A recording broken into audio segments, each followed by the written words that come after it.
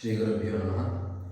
Vāgīśādhyās sumanasas sarvārtthānāmupakrame yannattvā kritakrityāsyastannamāmi gajananam Sharadām bhojavadana vadanāmbuje sarvada sarvadāsmākam sannidhim kriyāt Sadāśivasamārambhām Shankarācārya madhyamām Asmadācārya paryantām Vande Guru Paramparam प्रमाणनखनिर्भिन्नमहामोहामरारये नमस्कुर्मो नृसिंहाय स्वप्रकाशचिदात्मने शङ्कारूपेण मच्चित्तं पङ्कीकृतमभूद्यया किङ्करीयस्य सामाया शङ्कराचार्यमाश्रये प्रह्लादवरदो देवो यो नृसिंहः परो हरिः नृसिंहोपासकं नित्यं तन्नृसिंहगुरुं भजे श्रीसच्चिदानन्दशिवाभिनव्यनृसिंहभारत्यभिधान्यतीन्द्रान् विद्यानिधीन्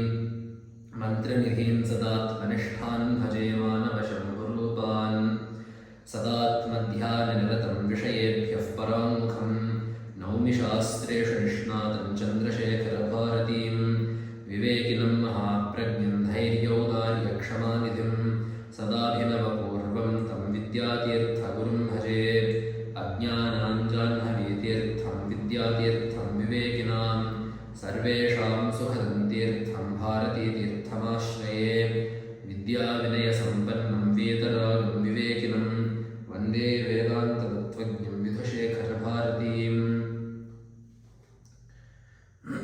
सच्चिदानन्दरूपाय कृष्णाय क्लिष्टकारिणे नमो वेदान्तवेद्याय गुरवे बुद्धिसाक्षिणे कृष्णद्वैपायनं व्यासं सर्वभूतहिते रतं वेदाब्जभास्करं वन्दे शमादिनिलयं मुनिम्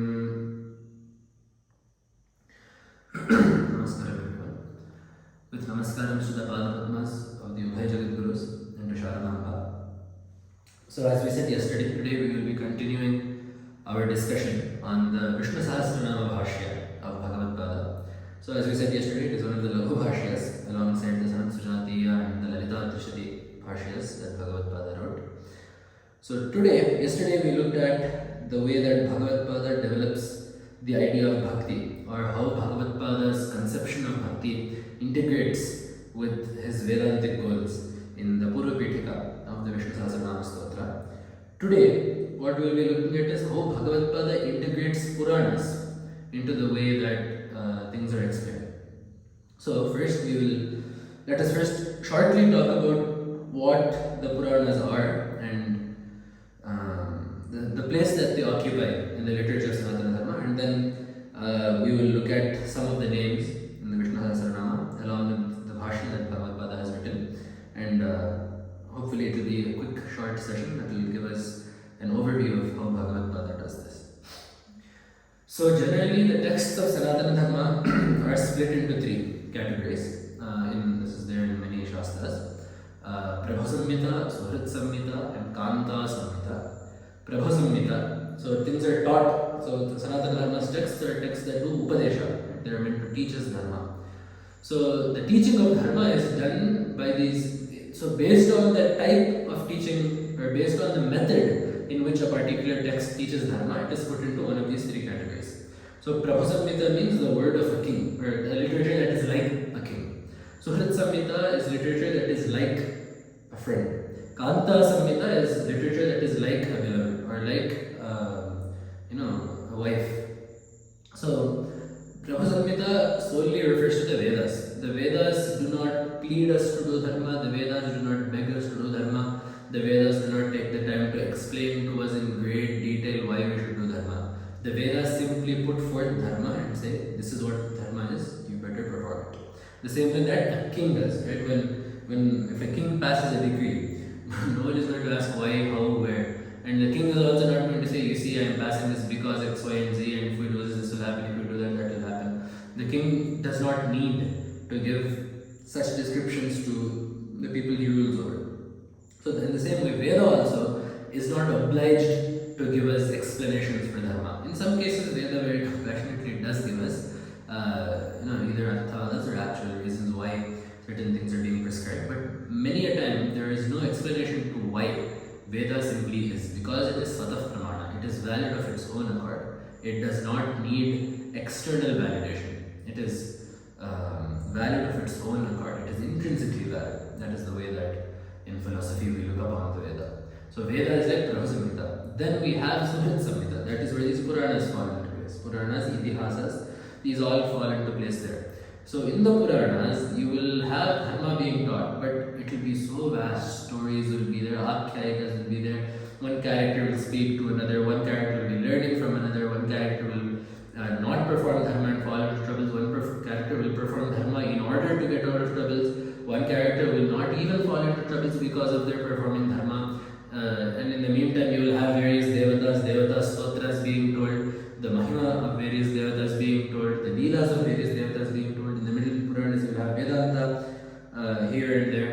So the Puranas and the Itihasas, both of these are very similar. Itihasa is just something that is taken a bit more historically than the Puranas.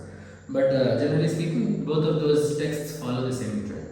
So they are like a friend. So when a friend is advising us on something, they will take a bit more time to discuss the pros and cons with us. They will tell us about things that happened previously. They will tell us about things that they have heard of from other people. They will tell us about examples that they have seen with their own eyes. So in the same way, when Puranas and Itihas also tell us about Dharma, they will give us examples, they will give us some explanations, they will tell us about incidents that have happened. And then in the end, we have Kanta Samhita, which is pretty much the arts, music, dance, poetry. All of these are Kanta Samhita because let us take the dharma of telling the truth, right? Satyam Vada, Veda only gives us one line, Satyam Vada. Why? No need for Veda to say. So, and then of course you will have people that have followed Satya in the Puranas, and you will learn about people that have followed Satya and have gotten good results because of that, people that have attained very lofty positions because of following Satya, because of upholding the truth. But this is only one thing. Now, on the other hand, throughout India, from Kashmir to Kanyakumari, the play of Satya Harishchandra is very common. It has been written in almost all the regional languages, and it is very powerful in almost all of those regional languages. So, there is a certain effect that such a play produces, that such a Nataka produces. An effect that cannot be produced by merely listening to a command, tell the truth. An effect that cannot be produced by merely just reading about people that have followed the truth. But something much more powerful, the power of an art. Right? When you see, a king selling his wife, a king selling his son, right? A king selling himself, a king that is so bound to telling the truth that he does not care what happens to him, but is ready to give up his life, his only son. He's ready to give up everything for the sake of the truth. It moves our heart, it melts our heart. And the people that see that will be compelled to follow the truth because of the pathos that it generates in the listener and the viewer. So that is the difference in kavya and poetry and nataka and dance and music and all of that. So, however, when we have Puranas, first and foremost, the one thing we need to remember is they always play second fiddle to the Veda. In the sense that you should not twist Veda to interpret your version of the Puranas, but rather you should use Puranas to support what the Vedas are telling us. Right? So there is a famous shloka, Itihasa Puranabhyam Vedam Samupabrahmayet Pibhet Yalpashrutat Vedaha Ayam Mam Praharshyati. This is the shloka. It is there actually in many Puranas. It is in Padma Purana. You can also find this in Vayu Purana. This is a shloka that you will find in many places. Bibhet Itihasa Puranabhyam Vedam Samupabrahmayet. So Veda does Brahmana. Brahmana is also used to talk about the trumpet of an elephant. But Brahmana means to proclaim or also to expand. It means one of those two. So with the Itihasas and Puranas, you need to Upabrahmayet. You need to echo what Veda is saying. That is the proper way of putting it in English. You must echo what Veda says by using Itihasa and Purana. Because otherwise, Vedaha Alpashruta Bibheti. If Veda actually is scared of someone that tries to tell Purana without understanding Veda properly, Veda gets terrified. If Veda Mata sees someone that tries to do pravachana or that tries to explain something without understanding Veda and Shastra properly, Veda gets scared. Why? Ayam mam praharishyati. It will get scared that this person will interpret me wrongly, this person will make me lame, this person will hurt me. Veda fears such a person, Veda shirks away from such a person. So it is very important that we make sure that Veda and Vedanta are kept at the forefront, and Purana is used to reinforce that. Right, so that is the whole point of why Veda Vyasa Maharshi very compassionately gave us the Puranas. See, for the Maharshi that wrote the Brahma Sutras, right, which are basically the essence of the Upanishads, and for a Maharshi that wrote Mahabharata, right, the expanse that, as we said yesterday, is the sum total of all dharmas, that tells the sum total of all dharmas. What is the need to write 18 Puranas with so many stories, so many glorifications of Kshetras, Tirthas, Devatas? What is the need to do that? It is very simple in that Vedavyasa Maharshi needed to have an easy way to propagate dharma amongst the common people. See, the common man will not be interested in Veda, the common man cannot be interested in Shastra. If you ask him to sit down and do Mimamsa and Tarka, it is just not feasible for that to be propagated through a large portion of the general population. So instead what you need something, it's like a sour medicine being coated in sugar. So what Vyasa Maharshi did was, Maharshi put the teachings of the Vedas and sugar-coated them with stories, sugar-coated them with narratives, sugar-coated them with hyperboles, sugar-coated them with atishayoktis in some places. So by doing that, now everyone can enjoy the Puranas as stories, and with maturity can also appreciate them, and as they see the teachings of the Vedas within the Puranas. So the genius of Bhagavatpada is, there are other sects of Sanatana Dharma which for whatever reason have put Purana first and only secondarily use Veda to interpret their philosophy. Although they may say that Veda is the Parama Pramana, they actually do not reflect that in their writings. They will first and foremost use Purana and then cherry pick the Vedic statements that support that and completely reinterpret the Vedic statements that do not support their reading of the Puranas. This is incorrect. This is wrong. That is not how Sanatana Dharma is meant to be interpreted. You cannot just change the meaning of evident Veda Vakyas just because they don't fit with what you want the meanings of the Puranas to be. You need to interpret the Puranas as per the purport of the Vedas. So what Bhagavatpada does is, whenever in the Vishnusahasranama, whenever there is a need to explain a name that is Vedantic, first a Vedic statement will be shown in support of the explanation, and only secondarily, if necessary, a Vakya from Purana or Itihasa will be shown. On the other hand, if there is just a story that the name is based on, so if the name is derived from some Leela of Vishnu, then straight away the Itihasa Vakya or the Purana Vakya will be given.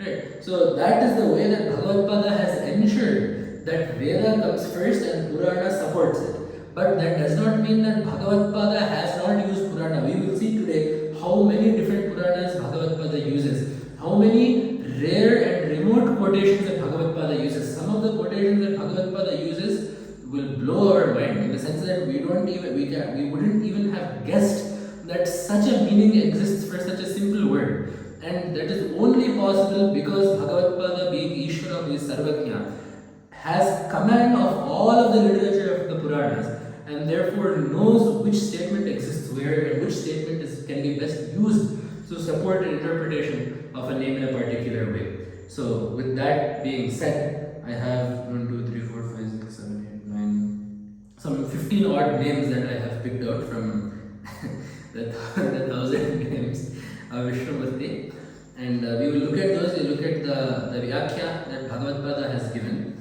and hopefully that will give us a glimpse into the mastery of Bhagavatpada over all the branches of the learning of Sanatana Dharma. Because it is very evident for us to see Bhagavatpada's mastery of Veda in the Brahma Sutra Bhashya, and it is also very evident for us to see the mastery that Bhagavatpada has over all the Shastras and all the Darshanas. So over Yoga, Sankhya, Nyaya, Vaisheshika, and Purvamamsa. It is very easy for us to see how much command Bhagavatpada has over those Shastras in the Prasthanatrayi Bhashya. But where do we see that Bhagavatpada has, fully, that Bhagavatpada has achieved mastery over the Itihasas and Puranas? It is very clearly evident in the Laghu Bhashyas. And you can even see Bhagavatpada's mastery of Tantra in the Trishati Bhashya, in the Saundarya Lahari. So any genre of Sanatana Dharma that you can imagine, Bhagavatpada is the master of that, because Ishanas Sarva Vidyanam, Ishvaras Sarva Bhutanam is said about Ishvara. Ishanas Sarva Vidyanam, he is the master of all Vidyas, Parameshwara. Ishvaras Sarva Bhutanam, he is the commander of all beings. Brahmadhipatihi, he is the master of Veda. Brahmana Adhipatihi, he is the creator of even Brahma. He is Shiva, auspicious. May he be always auspicious to me. Shiva me asta sada shivam. And so, because Bhagavatpada, the Guru, the Acharya, the Jagadguru, is the embodiment of Sarvajna Parameshwara, it is evident from Bhagavatpada's works that Bhagavatpada is the master, the Ishana of Sarva Vidyas, of every single branch of learning that exists in Sanatana Dharma. So, I have picked some names, let us look at those for fun. So, one name that exists is in the very beginning. So, Narasimha Pushpeman Keshavah Purushottama is the name that you get. So we start with Vishwam Vishnu. Bhagavan has the Karikaran Rupa. There is a long description of Vishwam. So Vishwam is interpreted to mean the world. Vishwa is meant to interpret to mean the cause of the world. There is a long explanation of how Vishwa also means the Pranava. So after all of that is done, it goes on. Vishwam Vishnu Vashatkaraha Bhutavavi Bhavadrabho Bhutakrit Bhutavrit Bhavaha Bhutakrit Bhavaha Vishnu Vishnu Vashatkara Bhutatma Paramatma Cha Muktanam Paramagati Avyaha Purushaha Sakshe Kshetrajnaha Aksharaha Yogaha Yogavidam Neta Pradhana Purusheshwaraha. Until this point, there is no Saguna description of Bhagavan, Vishnu. There is no Rupa, He is the Yogavidam, he is the master of all the yogins. Pradhana Purusheshwara, he is the master of Purusha and Prakriti. He is Akshara, he is without decay.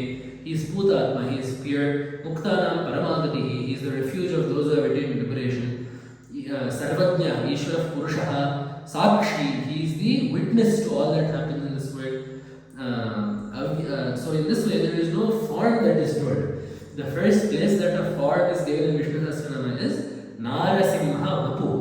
So if you want to look at Paramatma, that is this Paripurna Tattva that permeates the Vishwam, that is Vishnu, all pervasive, and that is qualified by all of the qualities before. The avatara that best represents that is Narasimha, because that is the avatara that Bhagavan took to fulfill the word, to do anugraha to a jnana bhakta, Prahlada, and more importantly, or I guess we can't say, we cannot decide which one is more important, but also to prove that he is indeed permeating every atom of this universe, that he is Vishnu within the Vishwa. And so the Narasimha Avatara is the summation of Vishwam Vishnu. So because that is so, the first Sarupa name that we get of Bhagavan, the first mention of a form of Bhagavan that we get in Vishnusahasranama is Narasimha, Narasimha Bhagavan. And then we get one name where it says Chaturat, Keshavaha. Right, so this one Keshavaha is a name that is brought by a story. And then there is also a Vedantic meaning or a Vyakarana meaning. So let us see how Bhagavatpada did this. So first, Abhiramaha Keshaha Yasya Saha Keshavaha. Someone that has very nice Keshas, hair, is called Keshava. And in Achyutashtaka, we get Kunchiteh Kuntalair Brajamananam. So Vishnu's face, Krishna's face is shining with curly locks. So he has very beautiful hair. So therefore, he is called Keshava. One thing that Bhagavatpada does is many places, Bhagavatpada gives us even the Vyakarana derivation, the grammatical derivation. So, Keshadvo Anyatarasyam iti Vapratyaha Prashamsayam. So, Keshat, if Kesha is the Purvapada, Vaha, you get the Vapratyaya. So, Keshaha, Shobhanaha Keshaha Asya. Keshavaha. So, Kesha, Vaha, Kesha, Vapratyaya. So, the Va suffix is added to mean something that is great, illustrious, beautiful. So, Keshava, you get Keshavaha. So the grammatical definition is also shown. Now, there is also one story that is associated with Bhagavan getting this name. So here, Bhagavatpada has quoted Vishnu Purana. Vishnu Purana and Vishnu Dharmottara Purana are two of Bhagavatpada's favorite Puranas to quote. we'll get many things from that. And also Harivamsha. Harivamsha and Mahabharata are also very often quoted. So Mahabharata is of course the Itihasa. Harivamsha is a Khilabara. It is a supplementary text to Mahabharata wherein the Yadava Vamsha is described a lot and many other Akhyayikas of Vishnu exist. So in that there is one shloka in the Vishnu Purana. In the Vishnu Purana there is one shloka. Yasmat Tvayaisha Dushtatma Hataha Keshi Janardana Tasmat Keshava Namnatvam Loke Khyatim Gamishyasi Iti Vishnu Purane Shri Krishnam Prati Narada Vachanam. So in the Krishna Leelas, Krishna kills this one Rakshasa called Keshi. So Keshi comes as a horse to Vrindavana and falls on the Gopakas. Krishna, what he does is he puts his hand into the horse's mouth and enlarges the size of his fist. So the horse chokes on it and dies. And thus the Rakshasa named Keshi is killed. So then at that point in time, Narada comes to Krishna and says, Yasmat Tvayesha Esha Keshi Dushtatma Hataha. Because you have killed this Dushtatma named Keshi, Tasma, therefore, Keshava Namnatvam Loke Khyatim Gamishyati. Therefore, you will be praised in the three worlds as Keshava. So there is a story also behind this. And now Bhagavatpada is giving a very nice Vedantic meaning. Yadva Kascha Ascha Ishascha Trimurtaya Keshaha Te Yadvashe Vartante Saha Keshava. So first there is a meaning given for Kesha. So Ka, A and Isha combined will become Kesha. Ka and A will become Ka. Ka plus Isha becomes Kesha. Ka is Brahma, Brahmavachaka. It is, you can see that in many places, that in Madhavik Vijaya, not in Madhavik Vijaya, in many places you can see that the Kakara is Brahmavachi. So Ka means Brahma, Aha, Akaro Vishnuvachakaha. So Akara means Vishnu, Isha means Shiva. So Kaha, Aha, Ishascha, Ka, A, Ishaha, Keshaha. So that is Bahuvachana. Ka and A and Isha. Basically Brahma, Vishnu and Maheshwara.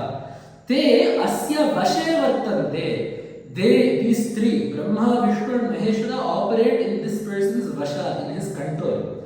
So the person in whose control Brahma, Vishnu and Maheshwara exist, that person is called Keshava. So Kesha, Brahma, Vishnu, Maheshwara, Va means vasha. So yasya vashe, in whose control Kesha, Brahma, Vishnu, Maheshwara vartante, they exist. So thus we have seen that the Vishnu that Bhagavatpada is praising, and not even the Bhagavatpada is praising, the Vishnu that Bhishma Pitamaha is teaching about, the Vishnu that Vyasa Maharshi has discussed in this Vishnusahasranama is not Vishnu the Sthitikaraka, but rather Vishnu Paramatma, who is neither Brahma nor Vishnu nor Rudra, but rather the Paramatma that is the cause for all three of them. So this is one Keshavaha. Then there is another name, Sambhava Bhavano Bharta Sambhavaha. That is one word that is there. So for Sambhava, Bhagavatpada has quoted two shlokas here. Sorry, there is one shloka that is quoted for Sambhava. There is one shloka that is quoted for Bhavana. So for Sambhava, Svechaya Samichinam Bhavanam Asya iti Sambhavaha. Dharma Samsthapanarthaya Sambhavami Yuge Yuge iti. So one who has Samyak or Samichinam Bhavanam. Bhavaha means Janma, taking upon a form. Some good. One who is taking upon a form is very good. So what does it mean to be very good? It is Svecha, it is of his own will. So someone who takes form, someone who takes upon a form of their own accord, someone who takes birth of their own accord is called Sambhavaha. And for that, Bhagavatpada has quoted Vishnu himself, has quoted Bhagavan from the Bhagavad Gita. Sambhavami yuge yuge. Right? So Bhagavan himself says, I am born in every yuga to do dharma samsthapana, to protect dharma. So that is Sambhava. Then Sambhavaha bhavanaha atha dushta vinashaya sadhunam rakshanaya cha svechaya sambhavamyevam garbha dukkha vivarjitaha. This is a continuation of Sambhava. So for Sambhava, there is a second meaning. Means, so we said Sambhava, right? One who's taking birth is very good, very nice, samichinam. So the first meaning we said was one who is taking birth is very good because it is of his own will. Now there is a second meaning that is given, where the Purana is quoted to be saying, Atha dushta vinashaya, in order to destroy the wicked, to destroy people who are adharmic. Sadhunam rakshanaya cha, to protect people who are sadhus, who are dharmic. Svechaya sambhavamyevam, I take birth of my own accord. But this is why his taking birth is very good. Garbha dukha vivarjitaha, I do not have any of the troubles that a child normally undergoes when coming out of the womb. So if you look at Kapila Gita in Bhagavata, there is a long description of all the trials and tribulations that a child goes through when the child is being born. So it falls out head down, it is squeezed through the body, it comes out, it has to lay in the garbha in its own urine and feces, right? It does not know what is happening, it is eaten based on whatever the mother is eating, right? There is a lot of pain when being born, the umbilical cord has to be snipped, there is a lot of pain. Forget about the mother, of course the mother goes through an entirely different level of pain, but there is a lot of discomfort and impurity associated with the birth of a child. Bhagavan, whenever he was born, in order to protect Dharma, whenever Bhagavan takes avatara, he did not have to go through any of this. Right? So in Krishna avatara, Devaki was with child for namesake. Namke, it is a namke vaste garbha that Devaki had. So Krishna did not come out through the womb. If you look at Bhagavata, he disappears from inside the womb and appears outside to Devaki and Vasudeva with 4 arms. Tamadbhutam balagam ambujekshanam chaturbhujam shankha gadar udayudham. So that is how he is born. Adbhutam balagam, a fascinating child appeared in front of Devaki and Vasudeva. Ambujekshanam, being born itself, people usually can't even open their eyes. But this child was ambujekshana, his eyes were already shining like a lotus. Chaturbhujam, he had 4 arms. Shankha gadar udayudham, he had shankha chakra gada padma in his 4 arms. So that is the way that Bhagavan was born. There was no coming out, a wet nurse, snipping the umbilical cord, the baby crying, nothing happened. In the same way, in Ramavatar also, Kausalya had, Bhagavan came out, but it was at the Sukha Prasava, there was no pain involved. If you take something like Narasimhavatara, there is no womb at all. He just broke the pillar, came out and went, did his job and left. In Varahavatara, he comes out of Brahma's nostril. He comes out of Brahma's nostril as a small varaha and then grows to take size. So in any avatar that Bhagavan takes, there is no garbhayatana that Bhagavan has to undergo. There is no trial, or there is no suffering that Bhagavan has to undergo in the womb. Therefore he is called Sambhava. Now look, normally we will just say Sambhava, Sambhava. Someone that is born, that takes form is Sambhava. But because Bhagavatpada has these shlokas from the Purana, we can say, okay, Bhagavan's Janma is incredibly amazing. It is incredibly wonderful. Because A, it is Svechhavasha, it is of his own accord, and B, there is no yatana, there is no suffering involved. Garbha dukha vivarjitaha, which is why Bhagavan says in Gita, Janma karma cha me divyam, my birth and the actions, the leelas that I do, these are not human, they are divya, they are divine. So it is very hard to understand that tattva. Because Bhagavatpada gave us these shlokas, we can at least try to understand that tattva. So those are 2 names that we have looked at so far. Then there is another name that Bhagavatpada has done Vyakhyana, Chaturatma, Chaturvyuha, Chaturdamashtash, Chaturbhujaha. Chaturatma, one whose Atma is divided in 4 ways. Sargadishu, Prithak Vibhutayaha, Chatasraha, Atmanaha, Yasya Saha Chaturatma. When he is performing Srishti, he has 4 forms. When he is performing Sthiti, he has 4 forms. When he is performing Laya, he has 4 forms. Therefore, because in doing each of these karyas, Bhagavan does those karyas with 4 forms. He carries out Srishti with 4 forms.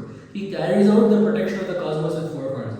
He carries the sustenance of the cosmos. He carries out the dissolution of the cosmos with 4 forms. Therefore, he is called Chaturatma. Now we will say, where is this from? Who said this? So now, Bhagavapada quotes, Iti Vaishnave Purane. So Vishnu Purana is being quoted here. Brahma Dakshadayah Kalastatheva Khilajantava Vibhotayo Hare Vedah Jagatah Srishtihetavah. Jagatah Srishtihetavah Hare Vibhotayah. So the forms of Hari, the forms of Vishnu that carry out Srishti are 4. One of them, Brahma, Chaturmukha Brahma. Dakshadayah, the Prajapatis. Kalaha, time itself. Akhila Jantavaha, all living beings. With these 4, Srishti is being done. So obviously Brahma is the creator. The Prajapatis, their name is Prajapati. Their job is to create offspring. The same way Kala, time itself gives rise to beings. And then Akhila Jantava, all beings from there on, it's Maithuna Srishti, it is called. So by the male and female, the union of the male and the female, beings themselves create more. So in these four forms, Bhagavan carries out Srishti, creation. Then for sustenance, Vishnu, Manvadaya, Kala, Sarvabhuta, Nijadvija, Sthiter, Nimitta Bhutasya, Vishnoreta, Vibhutaya. Vishnu, Sthiti Nimittaha, Vibhutaya. Nimitta Bhutasya, Sthiter Nimitta Bhutasya Vishnu, Etaha Vibhutaya. These are the forms of Vishnu that carries out Srishti. What is it? Vishnu himself, right? Brahma, Vishnu, Maheshwara. Vishnu is the Sthitikarika. Then Manvadaya, Manu. So all the Manus are there, right? The Manvantras. So Arvajisha Manu, Vaivasvata Manu, Tamasa Manu. There are all these Manus, right? So out of these Manus are also protectors. They also carry out Sthiti. Kala, again, time itself. Sarvabhutani, and also beings, the beings. So in these four ways, Vishnu, the Manus, time and Jivas. These four are the forms of Vishnu that carry out Srishti. Then there are four forms that carry out Laya. Rudra, Kala, Andakadyascha, Samastascha, Jantavah, Chaturdha, Pralayayeta, Janardana Vibhutayah, Pralayaya, Janardana Vibhutayah, Etaha, Chaturdha. So during Pralaya, there are four forms of Bhagavan. Rudra, just as Brahma and Vishnu were told, Rudra has been told. Kalaha, so time itself, Antakadyaha, Yama, etc. Samastashteva Jantavaha, all beings. So all Laya, the dissolution of the universe occurs according to these four forms. So to do Srishti, Sthiti and Laya, Bhagavan takes upon four forms each. Therefore he is called Chaturatma. So once again, Bhagavatpada has used Purana very nicely to show us how this word should be interpreted. Chatur Daushtraha is also very interesting. He has 4 teeth, 4 fangs. What does this mean? Nrsimha Vigraha. In Nrsimhavatara, because he had a lion face, there were 4 fangs. So like that, there are some names that are given. Then there is one more. Narayana. There is a Vistara Vyakhya, an elongated Vyakhya for the word Narayana. We won't do all of it, but we will look at some salient points that we can maybe look at. So generally, the quotation that is given for Narayana in most texts is from Manusmriti. Apo Nara iti prokta, Apo vai Narasunavaha, Tayadasyayanam Purvam, Tasmad Narayana Smritaha iti Manuvachanat Narayana. So the word Apaha refers to water. Those things that are born out of water are called Nara means water. Those that are born from Nara are also the same thing. So those that have Nara as the beings, Naras, humans as their progeny are called Nara. So those beings exist in whom? Ta yat asya ayanam. Because Narayana exists in those beings, right? So because his ayana, his residence is within Nara, within beings, he is called Narayana. So this is the meaning from Manusmriti. One who resides in all beings is Narayana. So this is one meaning, but Bhagavatpada has given one more meaning. First, Bhagavatpada has given a meaning from Shruti. Naranam Jivanam Ayanatvat Pralaya Itiva. So as we said, first Bhagavatpada will give the Vedika definition. So first Bhagavatpada said that because he is the resting place of all beings, Naranam Ayanam. Ayanam is the resting place.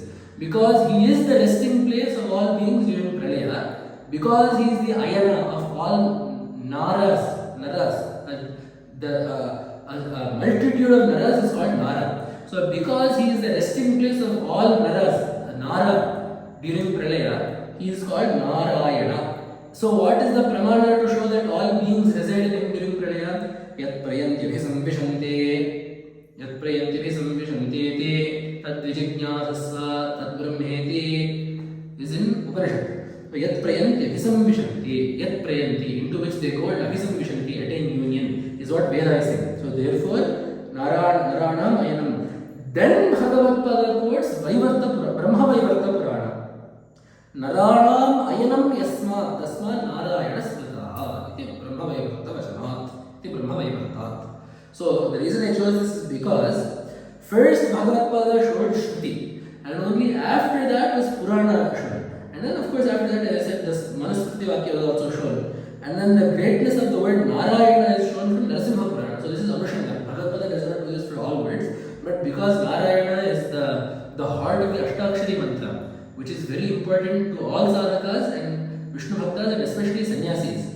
Bhagavatpada has also quoted one shloka from Narasimha Purana, which is not even a main Purana, it is an Upa Purana. So not that it is any less, but it is classified as an Upa Purana. So from this Narasimha Upa Purana, Bhagavatpada has quoted one shloka that talks about the greatness of the Narayana Nama. Narayanaya Nama ityayameva satyah samsara ghora visha samharanaya mantra. So Narayanaya Namaha. This one mantra is enough to destroy samsara. Shrunvantu bhavya matayo yataya astaragaha. O sannyasis who have conquered Raga, Uchchaistaram upadishamyaha urdhvabahu. So Vyasa is saying, I am yelling this mantra out with my hands raised. O sannyasis, I am doing upadesha to you all with great fervor, with great intent. So please, all sadhakas, do namaskara to Narayana. This is the shloka from Narasimha Purana that Bhagavatpada has quoted. In the same way, Shipi Vishtaha is one of the names that has been quoted. So what is Shipi Vishta? This is a name that most of us will not even understand at all. Right?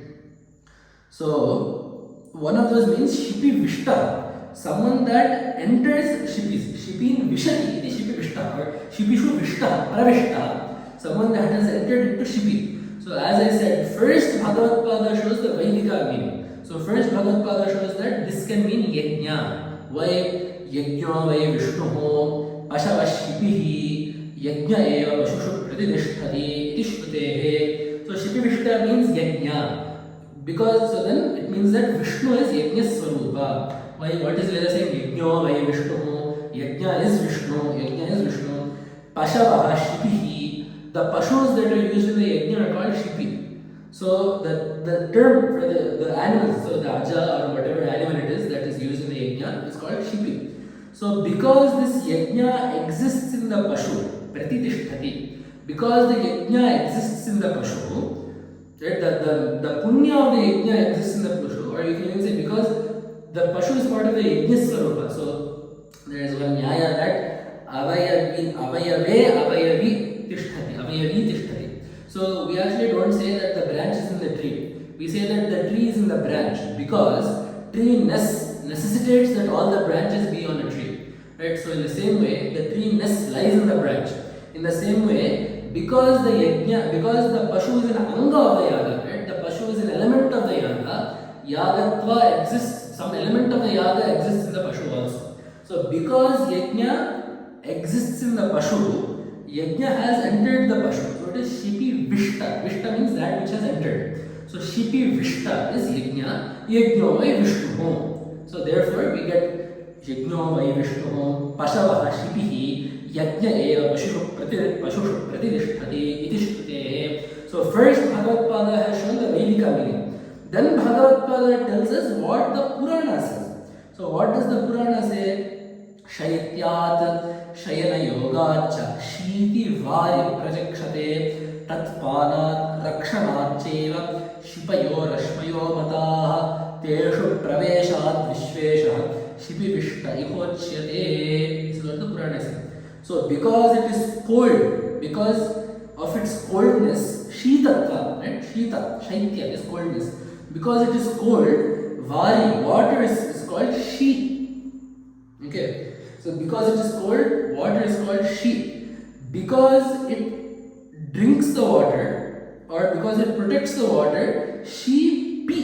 Pi means to protect. So from Pa Rakshana is there. Pa means to drink also. So Pati means to protect. Pibati means to drink. For both of these, the Dhatu Rupa is Pa. The Anuvritti will be different.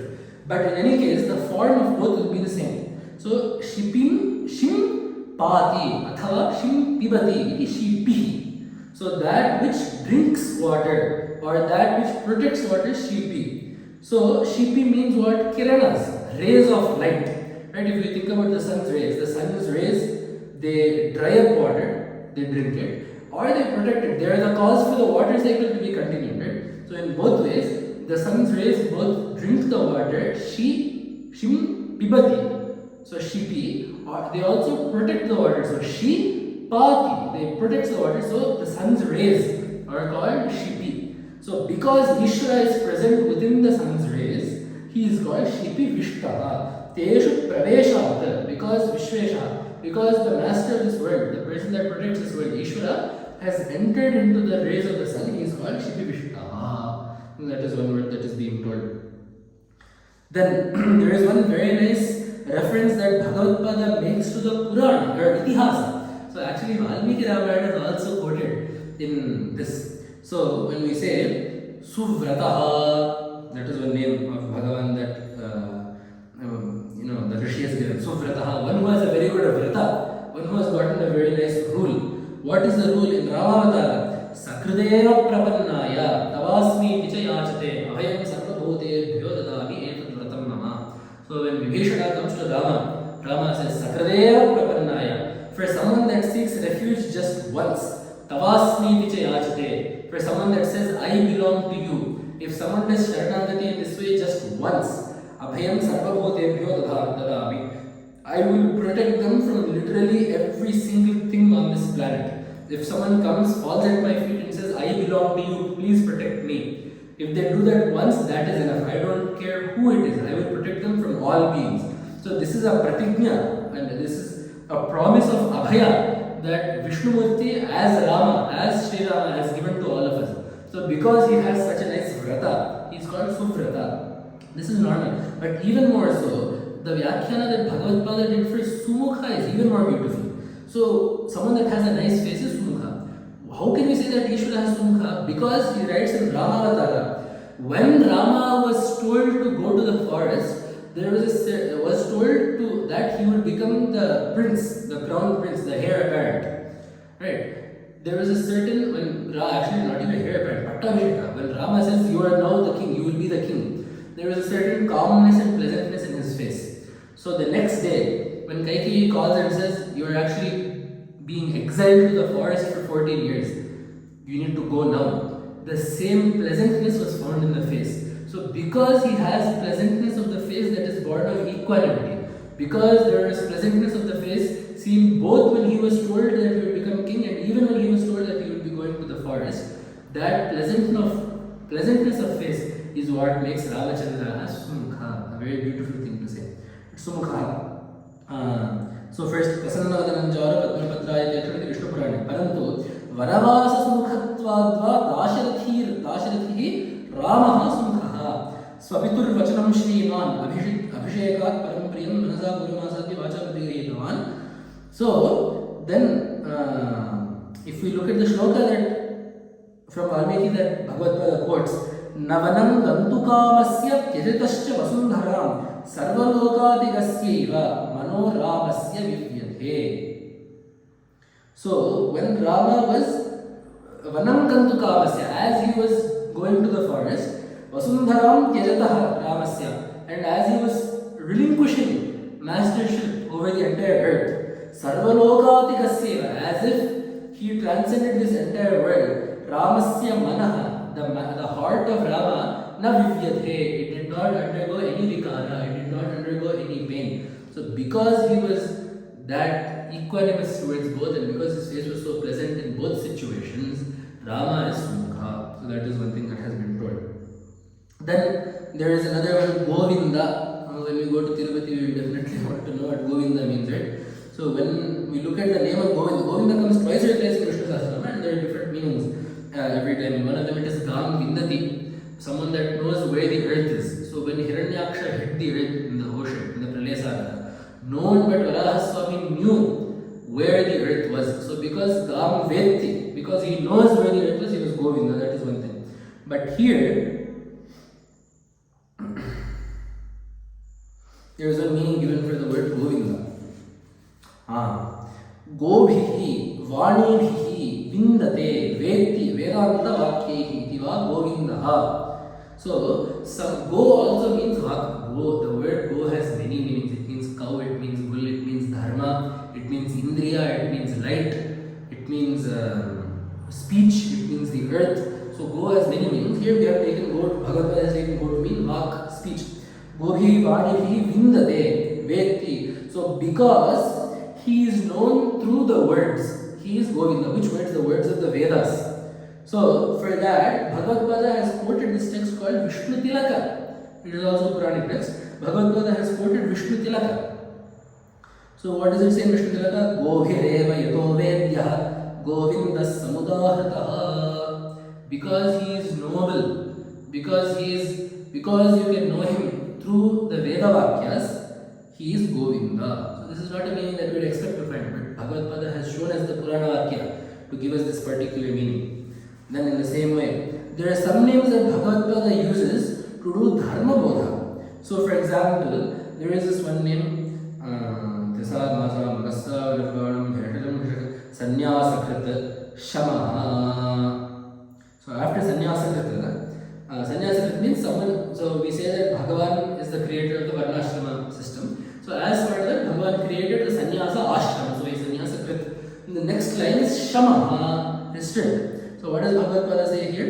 Sanyasinam pradhanyeneva jnanasadhanam shamam achaste iti shamaha. So the nature, so there is shamaha, is restraint. Someone that follows shama is also called shama. Tat karoti tadachaste iti nichi pacha nichi krite rupam shamaha. So shamati iti shamaha. So shamayati iti shamaha. So if you do ach to that and you do antarputa nich, so nich is praranartha and ach is the pratyaya. This is all vyakarana. No need to understand this for people that are just listening to understand the meaning of the word. Just the vyakarana prakriya. So it means that someone that follows shama or someone that does shama, that does nigraha of the indriyas is called shamaha. So why is this there? Because it is a pradhana dharma of yatis. So Bhagavatpada here quotes a Smriti Grantha. So what is a Smriti Grantha?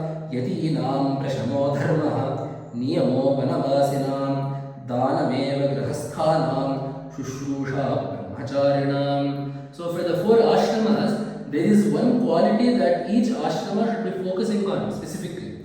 So for yatis, yatinam prashamo dharma, shanti, quelling. So being unaffected by anything is the goal of a yati, of a sannyasi. So when you are a sannyasi, your focus should be on shanti, on shama, on being calm, on not being affected by anything, on engrossing the mind in Brahman and not being disturbed by anything else. That is shama. Then niyamo vanavasinam, restraint, should be the focus of the people that are vanaprasthas. So vanaprasthas are people who have left the griha behind. They have left the house and they are now training to become sannyasis. They are sannyasis in training, but they have not yet taken sannyasa, which means they are still doing karmas. They still need to do karma for the sake of chitta shuddhi, but they have more vairagya than a grihastha. They should have more vairagya than a grihastha. So for them, niyama, restraint, they need to start slowly pulling in all their desires. So that is the dharma for vanaprasthas. For grihasthas, dharam, giving. Because the grihastha is the fulcrum, the pivot of the society. The grihastha is the only person out of the four ashramas that earns. So therefore it is, the grihastha is the only person out of the four ashramas that gives. So the grihastha is the person that is supposed to support the sannyasi and the brahmachari. The sannyasi and brahmachari are both bhikshukas, they both beg for their food. So their existence is dependent on the grihastha. So it is the grihastha's dharma to do dana.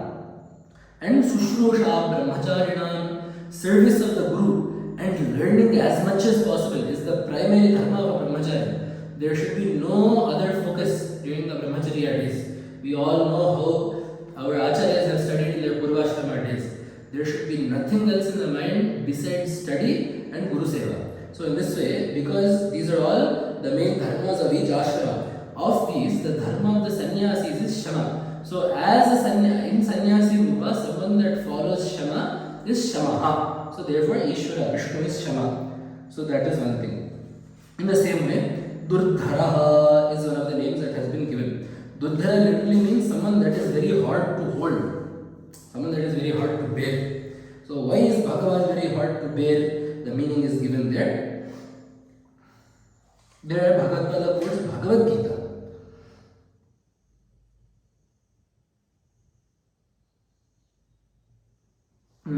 न शक्यते धारणा यस्य प्रणिधानादिषु सर्वोपाधि विनिर्मुक्तत्वात् तथापि तत्प्रसादतः कैश्चित् दुःखे dukhena dharyade hridaye janmantara sahasreshu bhavana yogat tasmat durdharaha. So first we look at the meaning, and then Bhagavatpada cites the shloka in Bhagavad Gita as a pramana. So because Bhagavan cannot be held in the heart by people, pranidhana, to put Bhagavan in the heart and to keep the heart with Bhagavan is very hard.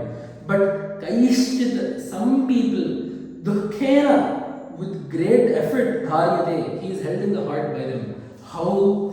Janmantara sahasreshu bhavana yoga. Because they have practiced this for thousands of janmas. So because they have practiced this for thousands of janmas, some people with great effort, they will be able to keep their heart in Bhagavan and keep Bhagavan in their heart. Why the hetu, the cause for that is Bhagavatpada says, Sarvopari Vinirmuktata, because Paramatma in the highest form is devoid of all attributes and upadhis, right? There is no vessel, so there is no rupa that we are talking about here. This is Nirguna Paramatma that is very hard to capture in the mind. And now we say, what is the pramana for this? Bhagavatpada says, Klesho dhikataraste sham avyakta sattachetasam. Bhagavan himself said in Gita, avyakta sattachetasam. For those people that are indulged or that are engrossed in trying to capture the avyakta paramatma, the nirguna parabrahma in their mind, kleshaha adhikataraha. It takes way more effort for them. So therefore Bhagavan is durdharaha.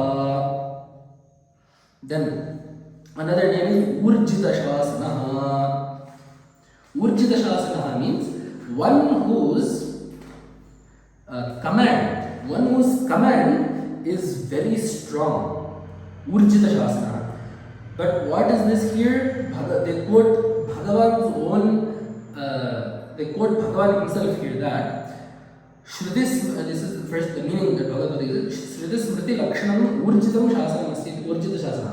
One who has a very strong command is Urjita Shasana. What is the form of this command? Shruti and Smriti. So how do we know that the Shruti and Smriti are the commands of Bhagavan?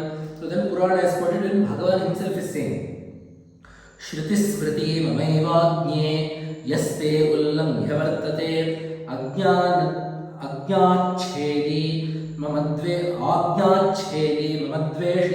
Madbhaktopi Navaishnavaha is what Bhagavan is saying. Shruti Smriti Vivachana. Shruti Smriti Mamaivajñe Vivachana. So Shruti and Smriti are my commands. Bhagavan is saying this. Yaha Te ullanghya vartate, someone that transgresses my commands found in Shruti and Smriti, Ajna Chedi, he has transgressed my command, and therefore, Mad Bhaktopi, even though he may say that he is my Bhakta, Mamad Dveshi, he has actually set himself against me. And Na Vaishnavaha, Na Bhaktaha, he is neither my devotee nor a Vaishnava nor a Vishnu Bhakta. So, this is a very nice Upadesha that Bhagavatpada has done to us, a very nice Upadesha from Puranas that Bhagavatpada has shown to us under the guise of teaching this name. Because it is important that we keep in mind, if you have bhaktis, it is enough. Who cares what else you do? That is not the case. You must follow dharma while having bhakti to Bhagavan. Otherwise, Acharya also has said in many places, a yajamani, so an employer has two employees. One of them runs around behind the employer, praising the employer, but does not do any of the work that the employer gives. But the other worker shows proper respect to the employer, but is indulged in doing the work that the employer has assigned to that person. Which employee will the employer be more fond of? Clearly the one that does the work assigned to them, and not the one that just runs around doing Ram Bhajan behind them. Right? So therefore it is important that we keep in mind that Dharmacharana is what endears us to Bhagavan. Right? Nahi kalyani kaschit durgatinta gacchati. Bhagavan has taken an oath in Gita. No one that follows dharma will attain a durgati. Even if they have temporary troubles, in the long run they will have sukha only. On the flip side though, even if we are saying Govinda, Govinda, Govinda, Hare Rama, Hare Rama, Rama Rama, Hare Rama, Shivaya, Sri Matre Rama, we may be doing any number of Ram Bhajan the whole day, but if we are not following our Swadharma, we cannot say with wholeheartedly that we are Bhagavad Bhaktas, or that Bhagavan will regard us as Bhaktas. That is what Bhagavan, see, I am not saying this, Bhagavan is saying this. Mamadveshi, he has set himself with enmity against me. Madbhaktopi na Vaishnavaha, he is not a Vaishnava nor is he a Vishnu Bhakta. That is one Upadesha that Bhagavan is doing to us. So, we will finish up with the way that Bhagavatpada has ended this Bhashya. So we have seen in some names how Bhagavan has used Shruti, Smriti and Purana to support the interpretations of the names that come in Vishnusahasranama. I did not want to take up too much time, which is why I have only chosen a few. There is actually an entire shloka, Kumudah Kundarah Kundah Padmanabha Prabhu, that also I wanted to do, but let us keep it short for today. And we will finish with the way that Bhagavatpada finishes the Vishnusahasranama Bhashya. So after the whole Uttara Petika, Vedanta Brahmanasya Kshatriya Vijaya Bhavet Vaishya Dharasamradhasya Sudra Sukhamapnya Dharmarthi Prapnya Dharmamartharthi Dharmarthi Prapnya Dharmam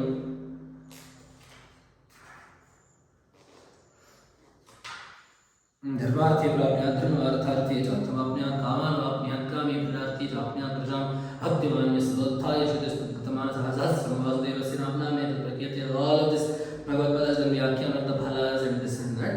All of that Bhagavatpada has done the Vyakhyan. But in the end, Vishveshwaram Devam Jagatah Prabhavyem Bhajanti Ye Pushkaraksham Nate Yanti Parabhavam Nate Yanti Parabhavam Namahi is the way that it ends. That is the last shloka that it comes. Iti Shriman Mahabharate Anushasanike Bhishma Yudhishthira Samvade Vishnu Vishnusahasranama Stotram Nama Ekona Panchashatadhika Shatatamodhyayah. So this is Adhyaya number 149 in the Anushasanika Parva. So then, finishing this Vyakhya up, Bhagavatpada says, Vishveshwaram Ityadina Vishveshwara Upasanadeva Stotaraha Te Dhanyaha Kritarthaha Kritakrityaha Iti Darshayati. So Vishveshwaram Prabham Deva. So because the last shloka in this stotra comes with Vishveshwara, Bhagavatpada says that therefore, only if you worship Vishnu as Vishveshwara will you attain the full phalita of this stotra. Because, as we said, we have seen, right, the Vishnu that Bhagavatpada has envisioned in this stotra and the Vishnu that Vyasa Bhashya has told us in this stotra, the Vishnu that Bhishmacharya has talked about in this stotra is not Vishnu that is the Sthitikarana. This is greater Vishnu, a Vishnu that transcends Srishti Sthiti Laya, Vishnu that is Paramatma, that is the person that enjoys, that employs Brahma, Vishnu and Maheshwara to do Srishti Sthiti Laya. So Vishveshwara, he is the master of the world. We need to understand Vishnu in that way, then we will become Dhanya. So then Bhagavatpada quotes a shloka from Vyasa Maharshi to show us how we should pray to Bhagavan. It is a brilliant, because yesterday we talked about Bhakti, right? It is a brilliant example to show us, the kind of Shraddha and the kind of fervor and ardent nature that we need to, the urgency with which we need to pray to Bhagavan. Adarena yathastauti dhanavantam dhanechaya yatha ched vishvakartaram ko namuchyeta bandhanat.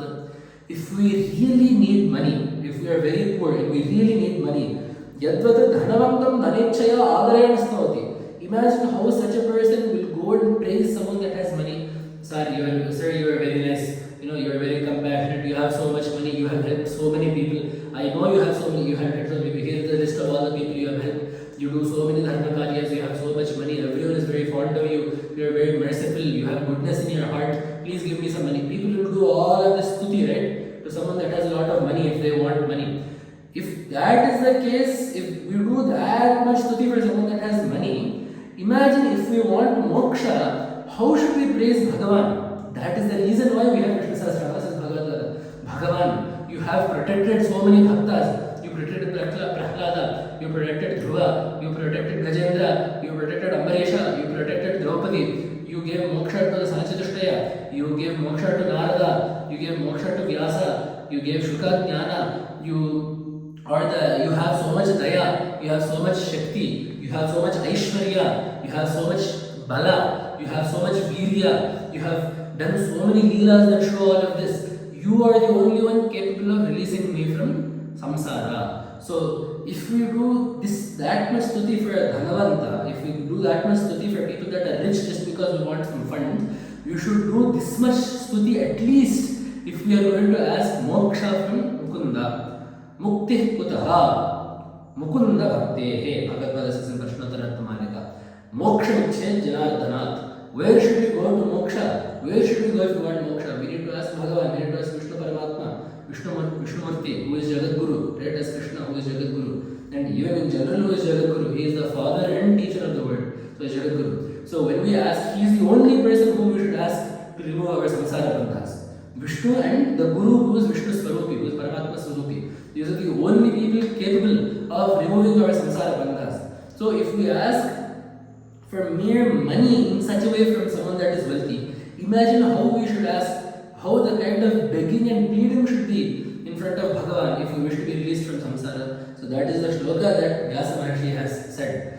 In the same way that with adara, with great affection and love and diligence, the way that someone that needs money will praise someone that is wealthy, in the same way, and in fact with even more love, we should be praising, and more bhakti, we should be praising Bhagavan if we wish to be released from samsara. Kora muccheta bandhanat. So saying that Bhagavatpada wrote one shloka to finish. Sahasranama sambandhi vyakhya sarva sukha shruti smriti nyaya mula rachita haripadayoho. This is how Bhagavatpada is finishing off. So Sahasranama sambandhi vyakhya. So a vyakhya of the Sahasranamas of Vishnu has been written by me. Sarva sukha. This will certainly, this vyakhya will give sukha to everyone. How? Because as we said yesterday, the Nama Japa itself will give Vishesha Phalita. But if we know the meanings of the name, we will get the Nama Japa Phalita. And through that, if we apply it in a Vedantic sense, it will help us for moksha and we will get moksha sukha also. And how did Bhagavatpada say that this was written? Shruti Smriti Nyaya Mula Vyakhya. Shruti, first and foremost having Veda as its root. Smriti, then having Dharma Shastra and other Smriti as its root, Bhagavad Gita and all as its root. Then Nyaya Mula. Nyaya means logic, yukti. So that is where to apply Purana, where to apply Itihasa, where to apply Dharma Shastra. So all of this is Nyaya. Shruti Smriti Nyaya Mula Rachita Haripadayoho. This is offered to the Pada Kamalas, the Charana Kamalas of Vishnumurti. So saying thus, Iti Shrivat Paramahamsa Parivrajakachariyasya Shri Govinda Bhagavat Pujya Pada Shishyasya Srimad Shankara Bhagavattaha Krito Vishnusahasranama Stotra Bhashyam Sampurnam. So by the grace of Acharyas, by the grace of the Jagadgurus, with whatever little I have learnt from the Jagadgurus, from the Acharyas, from my Gurus, we have looked at the Purvapedika of Vishnusahasranama to show how Bhakti is brought out in Bhagavatpada Siddhanta. We have looked at some of the names, about maybe at least 10 names we would have looked at by now, to show how Bhagavatpada uses Shruti Smriti and especially Purana, the way, the pradhanya, the prominence and precedence to which text Bhagavatpada gives precedence in all of those modes. We have analyzed and looked at some of the names of Vishnumurti, who is Paramatma, Ananta Rupaya, Sarvakarya Vidhayine, Samasta Shabdavachyaya, Kasmai Mahase Namaha. There is one shloka, Ananta Namadheyaya, Sarvakara Vidhayine, Samasta Mantravachyaya, Kasmai Mahase Namaha. We do namaskara to that Paranjyoti, to that Parambrahma, which is Ananta Namadheyaya, which has innumerable names. Sarvakara Vidhayine, which takes upon all the forms that we see in this world. Samasta Mantravachyaya, that which is being taught by all the mantras, we can say Veda mantras or even Upasana mantras, that which is being worshipped by all the Upasana mantras or that which is being taught by all the mantras. Kasmai Mahase Namaha, namaskara to that Paramatma. So Vishnu, Shiva, in the same way, Shivasahasranama Vyakhya also exists. Nilakantha Dikshita, the very great descendant of Abhay Dikshita, very great Shiva Bhakta, very great Advaita Vedantin, he wrote a Sahasranama Vyakhya for the Shivasahasranama that comes in Vishnu, in Mahabharata. So, if Vishnu Sahasranama was told in Vishnu's presence, in Krishna's presence by a Vishnu Bhakta Bhishma, Shiva Sahasranama was told by Krishna himself in the presence of Bhishma. So that is also a very great grantha. Then in Ganesha Purana you have Ganesha Sahasranama, to which Bhaskara Raya has written a Vyakhya. In the same way in Brahmanda Purana we have Lalita Sahasranama, of course, for which also Bhaskara Raya has written Sohagya Bhaskara Vyakhya. So my point is that these Sahasranamas, thousands upon thousands of names exist for all of these Devatas because they are all the Paramatma, which is of the form of Satchidananda, and which for the sake of carrying out the creation, sustenance and dissolution, the Srishti Sthiti Laya of this entire Jagat that takes form, to praise that Paramatma, to teach us about the nature of that Paramatma. So many Puranas and Itihasas. So all the Puranas I have just talked about. Vishnusahasranama comes in Narasimha Purana. So all the Devatas, the Sahasranamas of all the Devatas occur in Itihasas and Puranas. And there are Vyakhyas written to all of them by Advaita Acharyas because these texts contain the knowledge necessary to give us proper understanding of Advaita through Upasana, through Namajapa. So if we put our minds to it and if we make a conscious effort to understand these names in addition to Parayana. See, the reason why Bhagavatpada and Bhaskara Raya and Nilakanta Dikshita and all these great Upasakas and Jnanis gave us these Vyakyas is because they felt it is not enough for just the names to be told. All the Bhaktas also need to know the meaning and thereby attain Shreyas. So, as descendants of their parampara and as sadhakas that are seeking moksha, as people that are fortunate enough to be Shishyas of the Sringeri Jagadgurus, then it becomes our duty to at least put a little bit of effort to know what the meanings of these names are. So all of these Bhashyas for the Sahasranama have also been translated into English, into Telugu, into Tamil, into Kannada. These Vyakhyas and Bhashyas have been translated. Bhagavatpada's Bhashya for the Vishnusahasranama has been translated into all the Indian languages. So if when we do Parayana, we can at least read the meanings of a few names. We will have followed the path that Bhagavatpada intended us to follow when Bhagavatpada wrote the Bhashya. So, with a humble request to all of you to henceforth accompany your Vishnusahasranama Parayanas with a little bit of Parayana and meaning, understanding of the Shankara Bhashya for the Vishnusahasranama, and the Ananta Koti Sashtanga Namaskaras to my Gurus, the Jagat Gurus, the Shrinderi Sharada Peethadhishwaras, whose grace is the hetu for all the satkaryas that we are able to do. I will take my leave from you now. Ityesha Vanmayi Puja Shrimat Shankarapadayorarpita Tena Devesha Priyatam Me Sada Shiva Tava Tattvanna Janami Kidrish